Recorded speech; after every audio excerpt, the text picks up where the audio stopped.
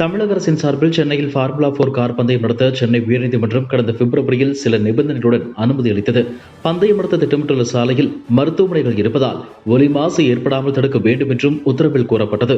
இந்த நிலையில் கார் பந்தயத்திற்கு எதிர்ப்பு தெரிவித்து தமிழக பாஜக செய்தி தொடர்பாளர் பிரசாத் சென்னை ஹைகோர்ட்டில் மனு தாக்கல் செய்தார்.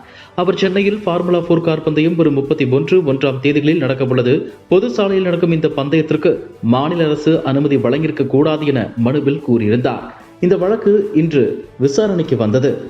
இந்த வழக்கை விசாரித்த உயர்நீதிமன்ற நீதிபதிகள் ஃபார்முலா 4 கார் பந்தயம் நடத்த மேற்கொள்ளப்பட்டுள்ள பாதுகாப்பு ஏற்பாடுகள் குறித்து தமிழக அரசு அறிக்கை தாக்கல் செய்ய வேண்டும் எனவும் இதனால் பொதுமக்களுக்கு எந்தவித இடையூறும் ஏற்படக்கூடாது எனவும் அறிவுறுத்தியுள்ளனர்.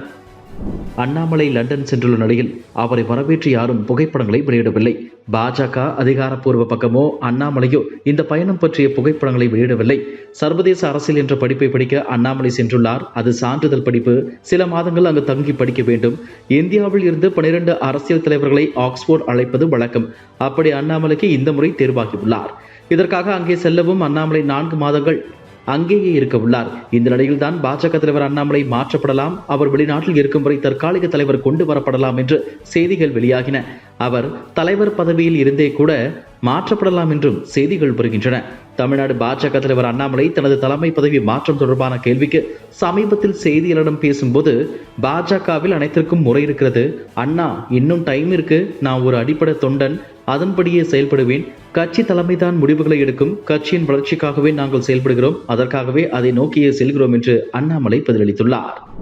நடிகர் விஷால் தனது 47வது பிறந்த நாளை இன்று கொண்டாடினார். இதையடுத்து செய்தியாளரிடம் பேசிய அவர், 80% பெண்கள் நடிக்க வாய்ப்பு தேடி வந்து ஏமாற்றப்படுகிறார்கள். அவர்கள் வாய்ப்பு தேடி செல்லும் நிறுவனங்கள் பற்றி ஆராய்ந்து செல்ல வேண்டும். பெண்கள் சுதாரிப்புடன் இருக்க வேண்டும். கேரளாவின் ஹேமா கமிட்டி போலவே தென்னிந்திய நடிகர் சங்கம் சார்பிலும் 10 பேர் கொண்ட ஒரு கமிட்டி அமைக்க நடவடிக்கை எடுக்கப்படும். விரைவில் அறிவிப்பு வெளியாகும். இது எங்களின் கடமை. தவறான எண்ணத்தில் அழைக்கும் திரைத்துறையினர் யாராக இருந்தாலும் அட்ஜஸ்ட்மெண்ட் என சொன்னால் செருப்பால் அடியுங்கள். தன்னை பயன்படுத்திக் கொள்ள நடிகைகள் அனுமதிக்க கூடாது. சில உப்புமா கம்பெனிகள் கேமராவை எடுத்துக்கொண்டு வாய்ப்பு தருவதாக கூறி போட்டோ ஷூட் எடுத்து பெண்களை பயன்படுத்திவிட்டு தப்பித்து விடுகின்றனர். இது தமிழ் சினிமாவிலும் இருப்பதை ஒப்புக்கொள்கிறேன் என்று அவர் கூறினார். தெலுங்கானா மாநிலத்தில் நீர்பிடிப்பு பகுதிகளை ஆக்கிரமிப்பு செய்த கட்டடங்கள் இடிக்கப்பட்டு வருகிறது. அவ்வாறு பல அடுக்கு மாடி கட்டடம் இடிக்கப்பட்ட நிலையில் நடிகர் நாகார்ஜுனாவின் கன்வென்ஷன் இடிக்கப்பட்டது.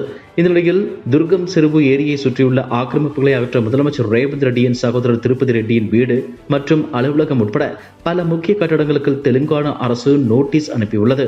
மாதப்பூர் அமர் கூட்டுறவு சொசைட்டி கீழ் துர்கம் செருவு ஏரியின் இடத்திற்குட்பட்ட இந்த கட்டமைப்புகள் 30 நாட்களுக்குள் அகற்றப்பட வேண்டும் என்று நோட்டீஸ் ஒட்டப்பட்டது.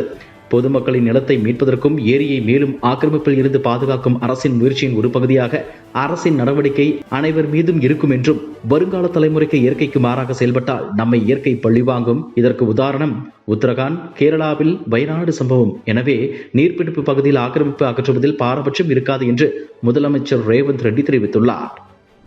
இந்திய மல்யுத்த சம்மேளன முன்னாள் தலைவரும் பாஜக முன்னாள் எம்பியுமான பிரிஜ்பூஷன் சரண் சிங் மீது மல்யுத்த வீராங்கனையினர் பாலியல் புகார் தெரிவித்தனர். அவர் மீது நடவடிக்கை எடுக்க கோரி தலைநகர் புதுடெல்லியில் 1 மாதத்திற்கும் மேலாக போராட்டம் நடத்தினர். இதைத் தொடர்ந்து புதுடெல்லி போலீசார் விசாரித்து நீதிமன்றத்தில் குற்றப்பத்திரிகை தாக்கல் செய்தனர். இந்த நிலையில் தன் மீதான பாலியல் புகார்களில் உண்மையில்லை, வழக்கை ரத்து செய்ய வேண்டும் என டெல்லி ஹைகோர்ட்டில் பிரிஜ்பூஷன் வழக்கு தொடர்ந்தார். இந்த வழக்கை விசாரித்த நீதிபதிகள், பிரிஜ்பூஷன் மீதான முதல் தகவல் அறிக்கையை எப்படி ரத்து செய்ய முடியும்? உங்கள் மீதான புகார்களில் உண்மை இல்லை என ஒரு காரணமாவது கூற முடியுமா? குற்றப்பத்திரிகை தாக்கல் செய்யப்பட்டுள்ள நிலையில் வழக்கை எப்படி ரத்து செய்ய முடியும் என கேள்வி எழுப்பினர். இதையடுத்து வழக்கு விவரங்களை செப்டம்பர் 26 தேதிக்குள் தாக்கல் செய்ய பிரிஜ்பூஷன் தரப்புக்கு டெல்லி ஹைகோர்ட் உத்தரவிட்டது. இதுபோன்ற செய்திகளை மேலும் தெரிந்து கொள்ள எங்களது யூடியூப், ஃபேஸ்புக் மற்றும் ட்விட்டர் ஆப்களை சப்ஸ்கிரைப் செய்யவும்.